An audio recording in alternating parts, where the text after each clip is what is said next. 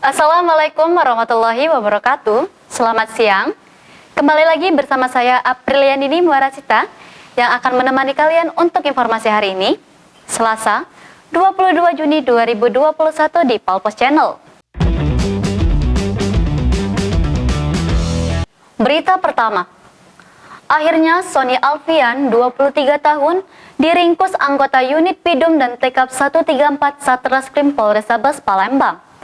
Warga Jalan Ki Haji Azhari, Lorong Tanggorajo, Kecamatan Seberang Ulu 1 Palembang ini dibekuk di kawasan Kampung Kapitan, Kelurahan 7 Ulu, Kecamatan Seberang Ulu 1, Sabtu, 19 Mei 2021 sekitar pukul 16:30 waktu Indonesia bagian Barat.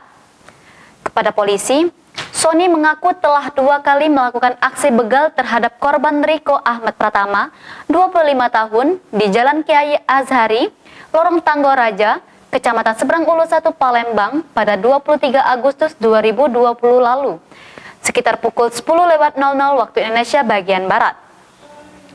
Kemudian, korban Ahmad Mikdad, 25 tahun, di Jalan Ki Haji Azhari, Kecamatan Seberang Ulu 1 Palembang, Jumat, 18 Juni 2021 sekitar pukul 13:30 waktu Indonesia bagian Barat.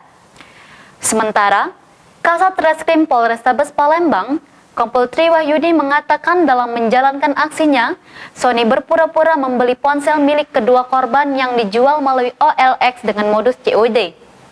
Setelah bertemu dengan korban di tempat kejadian perkara, lanjut Tri, pelaku melihat ponsel yang akan dijual tersebut.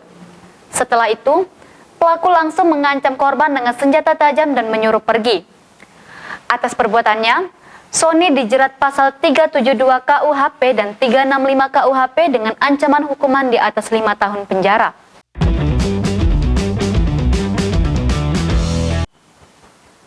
Angin segar menghampiri guru di Kabupaten Ogan Ilir. Angin segar disebut dihembuskan Asisten 3 Pemkab Ogan Ilir, Dr. Andes Lukmansyah saat pelantikan Ikatan Guru Indonesia atau IGI Kabupaten Ogan Ilir, Senin 21 Juni 2021. Lukmansyah mengatakan Pemkab Ogan Ilir akan mengatur ulang anggaran pendidikan. Untuk itu, dia meminta pengurus Ikatan Guru Indonesia IGI Ogan Ilir untuk mengajukan proposal agar bisa diberikan bantuan. Lebih lanjut dikatakan Lukmansyah dirinya tak menampik dalam memajukan sebuah organisasi, faktor penunjang yang penting adalah salah satunya dana. Lukmansyah berharap kualitas pendidikan di Ogan Ilir agar lebih meningkat lagi. Informasi tadi sekaligus menutup perjumpaan kita pada hari ini. Terus nantikan informasi terbaru yang akan kami sajikan untuk Anda.